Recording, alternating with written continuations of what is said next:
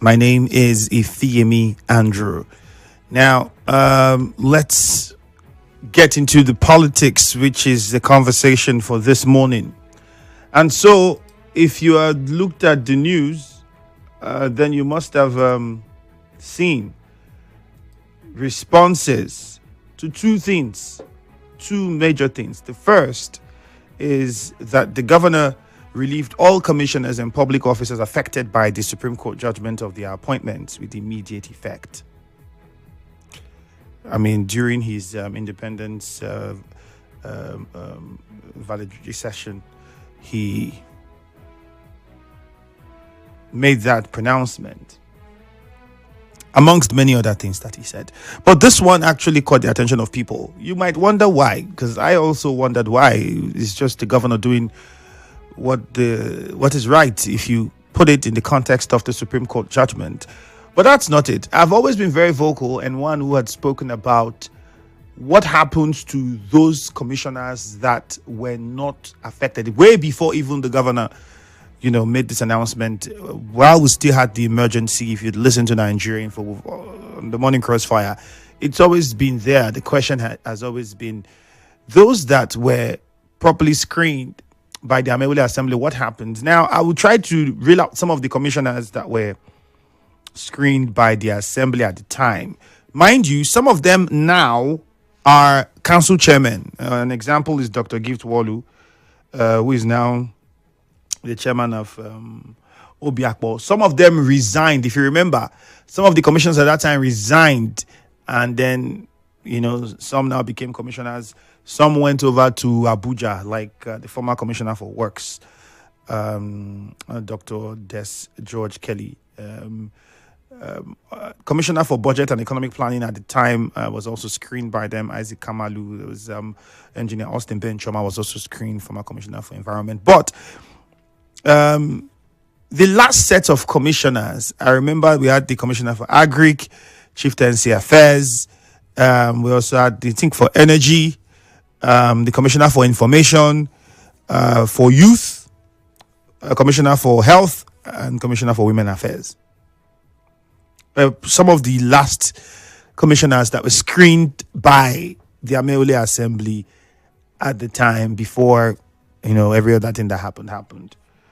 What does that then now mean? Well, for these guys, does that mean that they remain where they were before the emergency rule or suspension, or are they now going to be reappointed? That's one. Then those people that the governor had already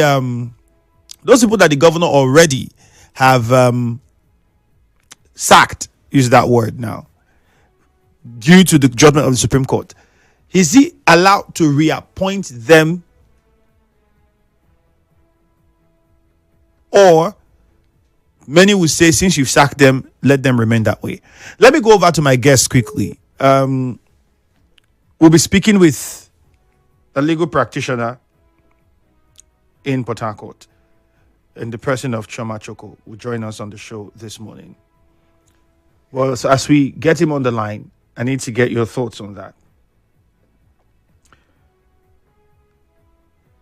Would it be out of place if the governor decides to reappoint the people that have now been sacked due to the judgment of the Supreme Court?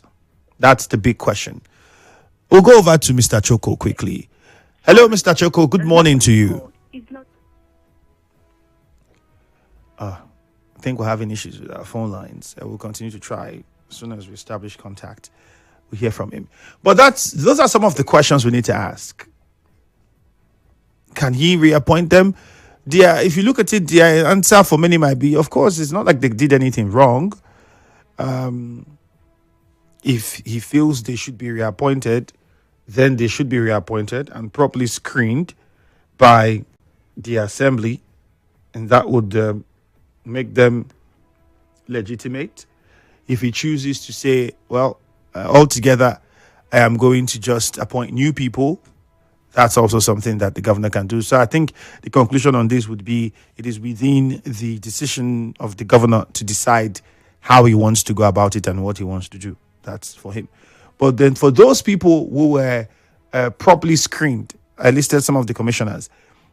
Some of them now have become council chairmen. Some of them have gotten other appointments and so on and so forth.